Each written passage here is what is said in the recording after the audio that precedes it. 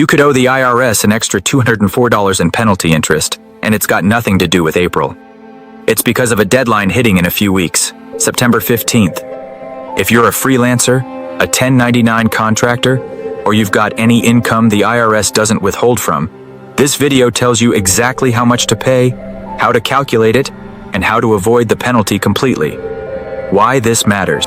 Here's what most people don't realize. The IRS doesn't wait until April to collect. If you're self-employed, they expect 4 payments a year, called estimated taxes, and September 15th is payment number 3 for 2026. Miss it, or underpay it, and the IRS starts charging interest immediately. Not a flat fee. Daily compounding interest, for as long as the balance sits unpaid. Let's put a real number on this.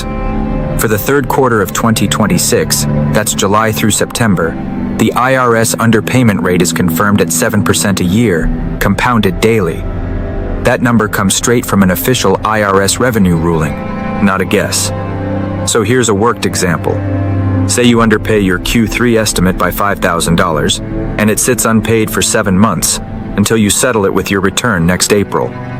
That's roughly $5,000 times 7%, times 7/12 of a year, a little over $200 in penalty interest, on top of the tax you already owed.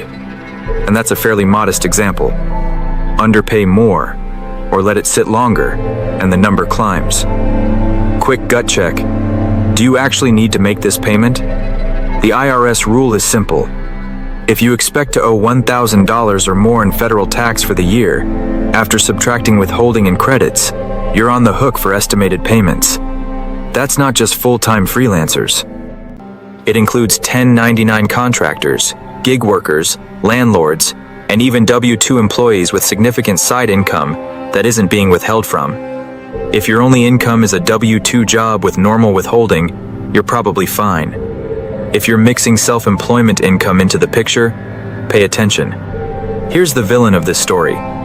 Most people treat taxes like a once-a-year event. You file in April, you're done. But if you're self-employed, the system doesn't work that way. The IRS wants its share as you earn it, 4 times a year, and September 15th is the one deadline people forget the most.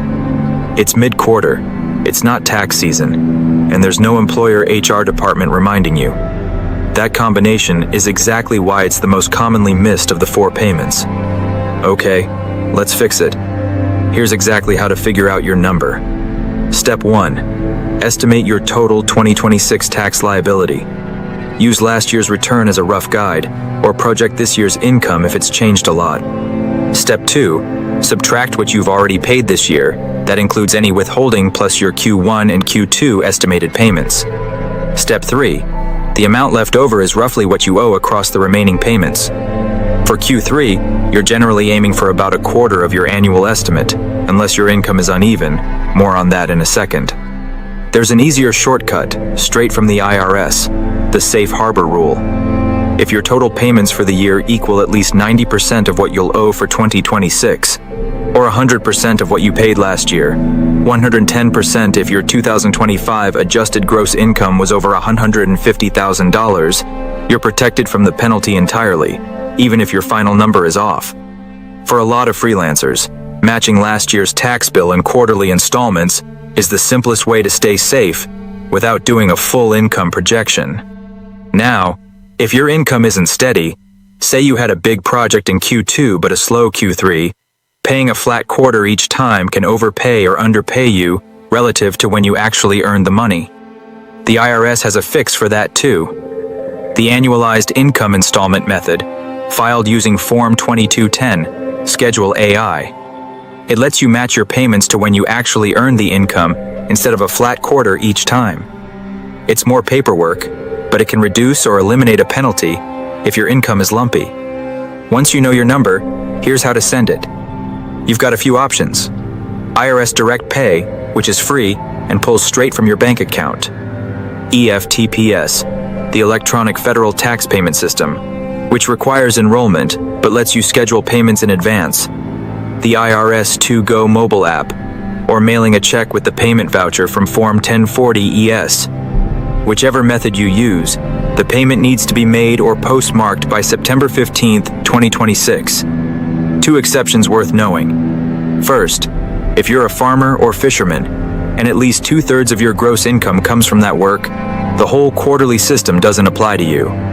You can make one single payment by January 15th, 2027, or skip it entirely if you file, and pay in full by March 1st, 2027. Second, if you already know you're going to file your full 2026 return and pay everything owed by February 1st, 2027, you technically don't need to make the final Q4 payment in January, but that exception doesn't apply to September's payment, so don't use it as an excuse to skip Q3. But here's the part that surprises people. Paying late doesn't just cost you interest for the days between September 15th and whenever you get around to it. If it's part of a pattern, missing Q1, Q2, and Q3, the penalty stacks separately for each missed quarter on the IRS's Form 2210, calculated from each individual due date. That's why one missed payment early in the year can quietly turn into a bigger bill than people expect by the time they file. So, to recap, September 15th, 2026 is your Q3 estimated tax deadline if you're self-employed or have significant untaxed income. The current penalty rate for missing it is 7% annualized, compounded daily. You calculate your payment from your expected 2026 liability minus what you've already paid, or you use the IRS safe harbor rule, 90% of this year's tax, or 100% of last year's, to stay protected without guessing. And you can pay through IRS Direct Pay, EFTPS, the IRS.gov app, or by mail with Form 1040 ES. A couple of quick questions people always ask. What if I can't pay the full amount?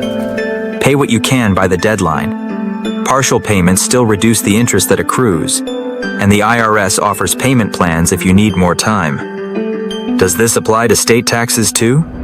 Many states have their own estimated tax deadlines and rules, so check your state's tax department separately. This video only covers federal. If this saved you from a penalty you didn't know was coming, subscribe.